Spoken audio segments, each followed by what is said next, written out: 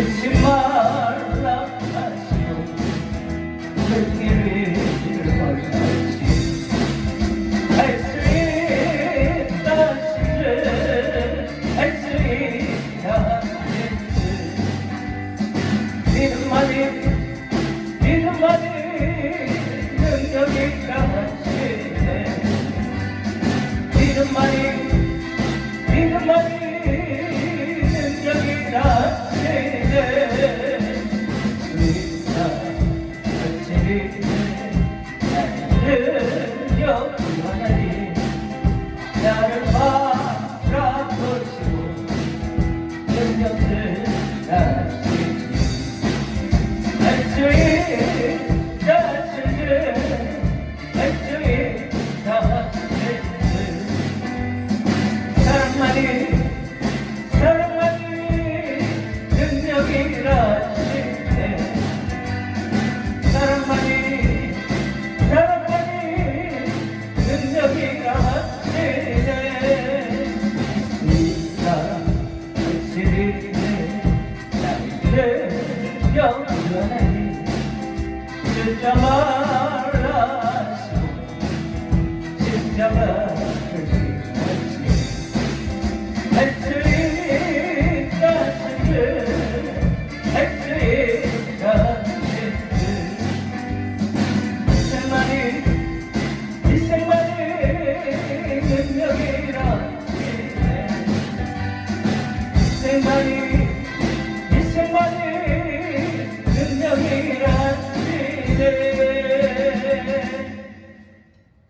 할렐루야.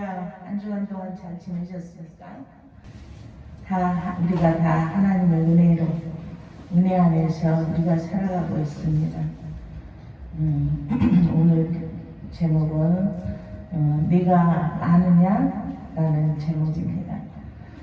여러분은 여호와가 천지를 창조하신 하나님이심을 얼마나 삶 속에서 여러분의 생활 속에서 경험하고 믿고 알고 계십니까? 여러분은 창조주 하나님을 알고 계십니까? 안다고 하시겠지요? 이 세상 모든 만물은 결코 우연의 산물이거나 진화의 결과가 아니고 누군가에 의해 계획적으로 만들어졌습니다. 그 증거로 창세기 1장 1절에 태초에 하나님이 천지를 창조하셨다고 말씀하셨습니다. 그러므로 이 세상 만물은 바로 여호와 하나님이심을 성경은 창조주가 여호와 하나님이심을 성경은 증거하고 있습니다. 뿐만 아니라 산양의 새끼 치는 때를 정하시고 암사슴의 새끼 낳는 기한까지 정하시며 창조의 질서를 보존하신다고 말씀하셨습니다. 이처럼 모든 동식물들까지도 새끼 찌는 때를 정하시고 새끼 낳는 기한까지도 정하시며 창조의 질서를 보존하시는 하나님께서 당신의 형상대로 지으신 우리 인간들에 대해서야 얼마나 선하심으로 의의 길로 인도하시길 원하시고 또 창조의 질서를 보존하시는 하나님께서 창조의 질서에 따라서 세워나가시기를 원하시고 우리를 얼마나 복된 길로 인도하시기를 원하시고 또 얼마나 더 성숙됐으면 좋겠다. 조금만 더 성숙되었으면 좋겠다. 그 성숙되기를 원하시고 주께서 보시기에 두고 보기에도 아까운 당신의 형상대로 지으신 여러분들이 당신의 사랑을 깨달아 알기를 얼마나 원하시겠습니까? 참으로 창조주이신 하나님에 대한 깨달음은 지적 작업이기도 하지만 영적인 작업입니다.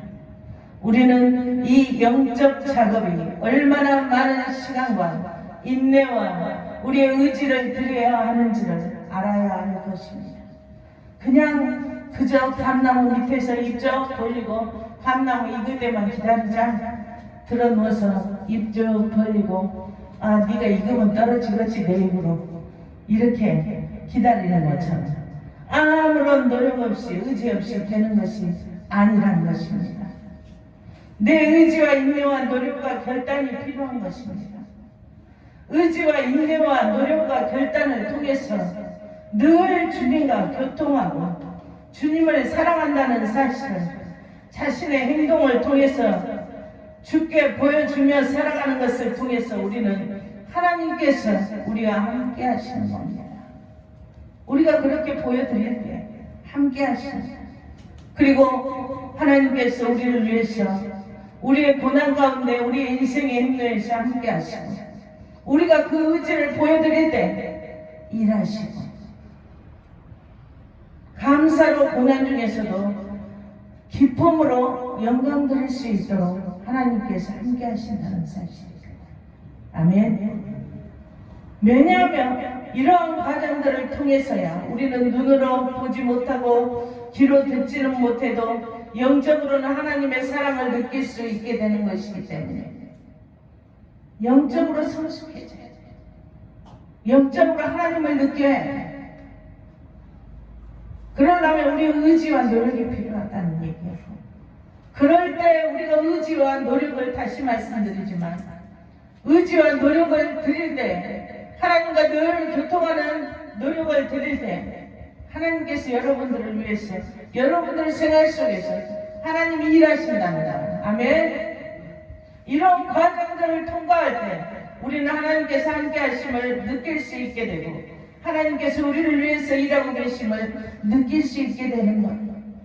그런데 영적으로 둔감하면 하나님이 일을 하시는지 하나님이 내 옆에서 지켜주시고 내가 죽을 뻔했던 그 사건 속에서 나는 살리셨는지 어쨌는지 저쨌는지 깨달을 수가 없는 거예요. 영적으로 둔감하면 하나님께서는 짐승들이 살아가는 모습을 이야기하면서도 욥도 알지 못하는 것이 있다고 질문하셨어요. 아무리 지식이 많다 한들 인간의 고통과 인간의 내면 하나님의 존재와 다스리심을 철학적으로 설명하면 쉽게 이해하지 못하는 것들이 있습니다. 예를 들어서 창세기 2장 7절에 하나님께서 흙으로 당신의 형상대로 아담을 빚으셔서 그 코에 생기를 불어 넣으시니 그 사람이 생명이 된지라고 말씀하셨어요. 그렇다면 이 말씀이 어떤 철학으로 그 어떤 인간의 지식으로 과학적으로도 이해할 수가 있겠습니까? 현대에는 동물학자들이 연구해서 암사슬의 임신기간이 얼마인 줄, 들에서 자란 새끼가 강해지고 어미를 떠난 뒤에는 돌아오지 않는다는 것을 다 아는 사실이지만 욥의 시대에서는 지식층이라고 해도 알지 못하는 것들이 있었습니다. 이 시대의 동물학자들은 관찰하고 정리해서 들짐승들의 생태를 알려주기도 하고 동물학자들의 생태를 사람의 사회와 비교해서 사람들에게 알려주기도 합니다. 오늘 본문에 등장하는 욥은 아는 것도 많고 자신이 주장이 옳다고 생각해도 하나님의 지혜에 미치지 못한다고, 내가 주께 귀로 듣기만 하였더니 이제는 눈으로 주를 배움나이다 라고 티끌과 제 가운데서 얘기했어요. 자기가 고난을 겪어보니 귀로만 들었던 주님을 이제 느끼겠다는 얘기야. 내 삶의 현장에서 하나님이 일하시는 것을 알게 되고 눈으로 볼 수가 있다는 거야. 눈이 밝아진다는 거야. 욥이 아무리 지식이 많고 자신의 주장이 옳다고 해도 하나님의 지혜에 미치지 못합니다. 우리 인간들도 아무리 많은 지식과 경험들과 상식과 그 능력이 뛰어난다고 해도 하나님 앞에서 자랑할 수 없고 그 능력을 과시할 수 없는 것이죠. 그러한 행위는 바로 교만이야, 교만. 하나님을 대적하는 행위야. 하나님과는 우리가 좀 더 만질 수 없어. 우리는 점이라고 할 수도 없는 존재들이야. 흔히 짐승도 제 어미를 알아본다고 말하는데, 이렇게 한낱 미물도 제 어미를 알아보는데 우리 인간은 어떻습니까? 사람들은 창조주 하나님을 알려고도 하지 않습니다. 오히려 대적하고 배척하며 각자 자기 옳은 대로 살아가려고 합니다. 자기 하고 싶은 대로 살아가려고 합니다. 이런 인간들은 하나님께서 물으십니다. 네가 아느냐? 이게 무슨 뜻인 것 같습니까? 네가 아느냐? 네가 내 뜻을 아느냐? 하고 물으십니다. 네가 그 천 환경 속에서 왜 그렇게 해야만 하는지 네가 아느냐? 네가 내 뜻을 아느냐? 하고 물으십니다. 네가 서 있는 이곳에 왜 있는지, 네가 왜 그곳에 서 있는지 내 뜻을 아느냐? 여러분은 각자 현재 서 있는 곳에서 선하신 아버지의 뜻을 아십니까? 우리 아버지는 여러분에게 좋은 것을 주시기를 원하십니다. 그런데 왜 나에게 이런 고통을 줍니까? 라고 말할 수 있죠. 그 고통을 통과해서야만이 복받을 차로 세워지기 때문입니다. 아멘. 민수기 22장 28절에서 30절에 하나님께서 거짓 선지자 발람이 하나님의 일보다 자신의 욕심에 눈이 먼 것을 아시고 그의 가는 길을 영혼이 없는 나귀의 입을 여셔서 내가 내게 무엇을 하였기에 나를 이같이 3번 때리느뇨 라며 발람을 거역하게 함으로 길을 막으십니다. 사람이 생각하기에 미물에 불과한 나귀가 사람을 비웃습니다. 왜 그러겠어요? 하나님의 은혜를 몰라. 하나님을 배신한 행위를 해. 미물도 우습게 본다는 얘기야. 비웃는다는 얘기야.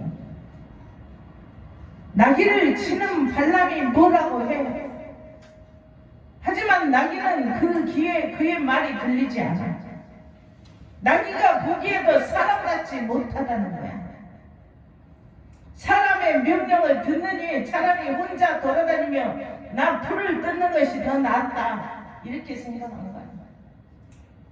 이처럼 창조주 하나님조차도 알아보지 못하고 그의 이런 은혜를 알지 못하는 교만한 인생들은 짐승조차도 귀를 기울이지 않고 무시한다는 말씀입니다. 하지만 과연 이 순간에 발람이 이 사건 속에서의 뜻을 알고 있을까요? 여러분은 현재 처해 있는 여러분의 그 상황 속에서의 하나님의 뜻을 알고 계십니까?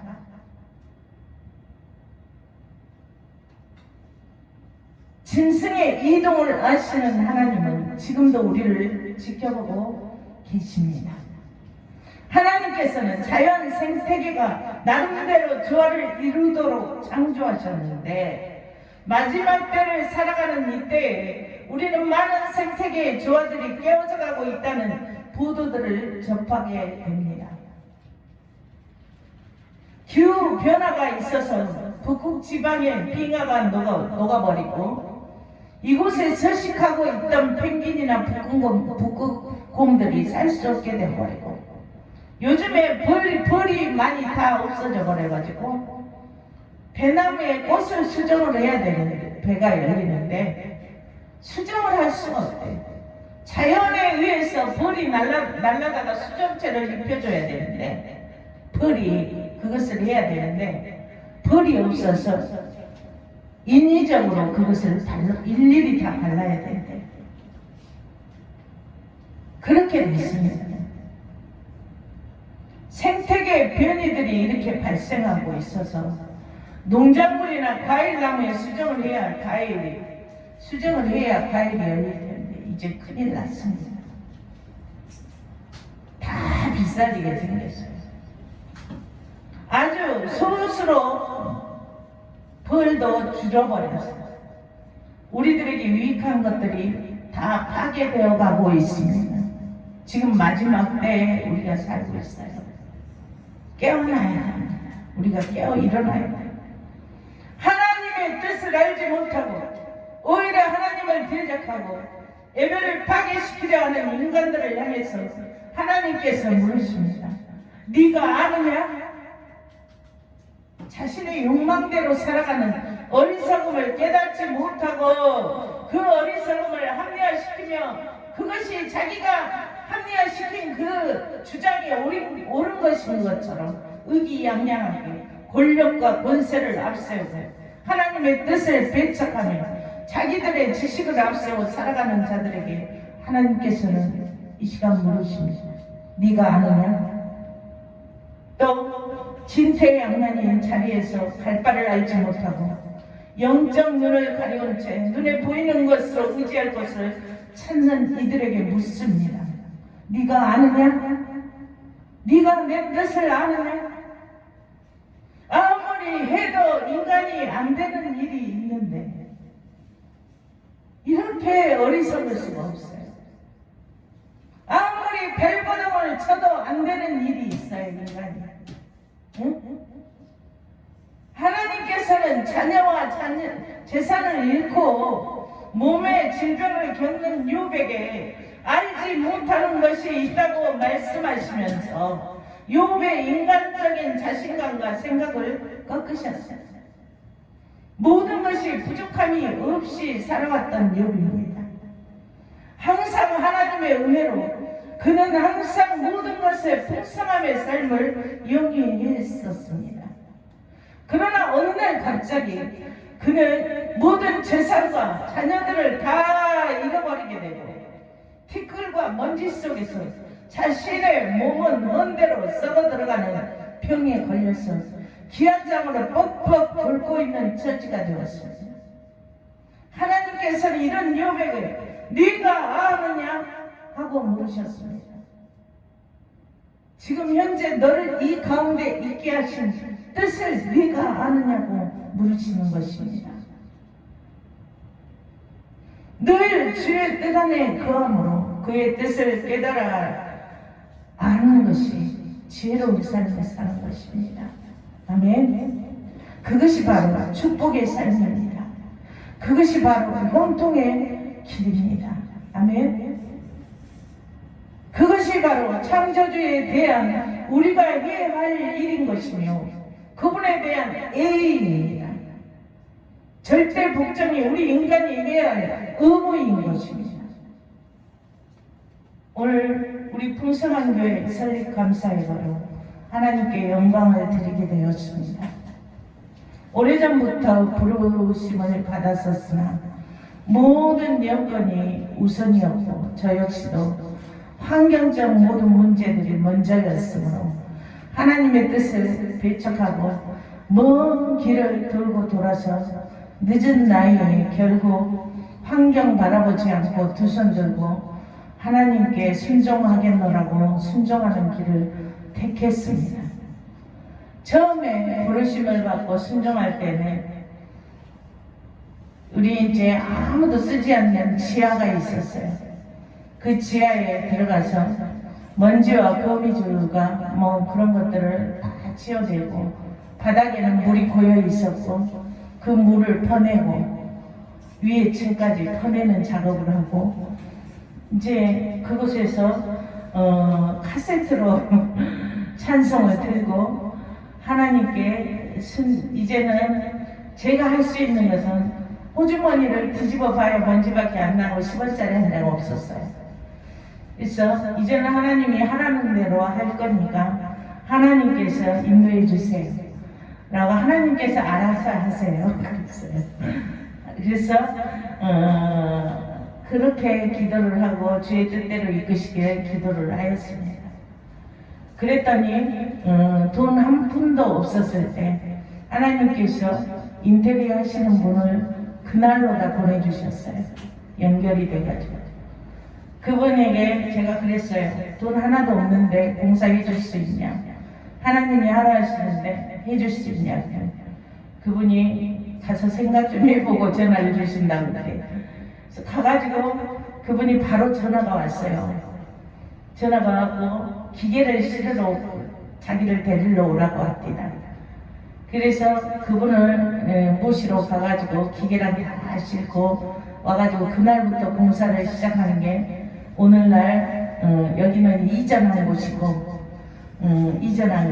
그래서 그 지하에서 아무것도 없었어요. 스피커도 없었고 마이크도 없었고 의자도 없었고 그냥 개척 예배 드리면서 목사 안수받고 바닥에다가 다른 교회에서 방석 얻어다가 깔아놓고 그렇게 시작을 했어요. 그렇게 교회를 시작하게 된 겁니다. 그래서 오늘날 여기까지 오기까지는 많은 또 역경들이 있었어요. 우리가 인생을 살아가면서 그저 계속 좋을 수만 없잖아요. 많은 대적들과 넘어뜨리려는 방해들이 있었고 사탄은 환경을 통해서 남들 앞에 나서기조차도 진짜 창피한 그런 사건들로 예배를 드릴 수 없는 그런 사건들로 나를 무너지게 하려 하였으나 도저히 전하지 못할 수밖에 없었던 일들을 통해서 그렇게 또 했었지만 늘 하나님의 뜻을 믿음으로 하나님의 뜻과 계획하심이 있었기 때문에 암벽을 타고 올라가는 그런 상황 속에서 또다시 기도하고 힘을 얻고 또 강하고 담대하게 순종함으로 여기까지 왔습니다. 하지만 여기가 끝이 아니고 사탄의 이 대적 또한 끊임없이 우리가 하나님께 앞에 갈 때까지는 끊임없이 있을 겁니다. 우리를 넘어뜨리기 위한 작업들이 있을 거고 하지만 우리는 하나님께 힘을 공급받고 우리는 끝까지 부단히도 노력하고 인내하며 이겨내야 합니다. 아멘. 그래서 하나님께서는 고난 속에서 네가 아느냐 하고 물으십니다. 알 수 없는 상황 속에서도 네가 아느냐 하고 물으십니다. 그 어떠한 역경 속에서도 우리들은 네가 아느냐 하고 물으심에 선함으로 인도하시는 하나님을 믿어야 합니다. 아멘. 아멘하며 믿고 아멘하며 늘 신앙 지켜 승리하며 아버지의 뜻을 성취하는 데 쓰임받는 그런 영광 안에 거하기를 소망하는 믿음으로 순종하시길 축복합니다. 늘 주와 함께하는 길은 시험받을 일들이 대비하고 있습니다. 방해하는 사탄의 일들이 있는 것은 당연한 일입니다. 하지만 여러분 그 어떠한 상황 속에서도 그 배후에 선함으로 인도하실 하나님이 계심을 깨달아 결코 의심하지 말고 믿음으로 큰 영광 안에 참여하는 그런 복된 자들이 되시기를 축복합니다. 믿음을 드릴 때 능력의 역사는 일어납니다. 수도 없는 기적과 이적들을 맛보며 살아왔습니다. 여기까지 올 때. 기사와 이적과 믿음을 드릴 때 이렇게 드러난답니다. 믿음을 드릴 때 우리는 승리할 수밖에 없습니다.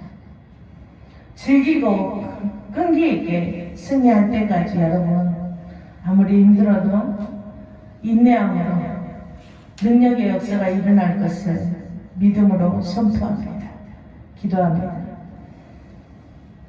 능력의 아버지, 권세의 아버지, 사랑의 아버지, 우리에게 늘 은혜를 베푸시기를 원하시는 아버지, 늘 형통하기를 원하시는 아버지.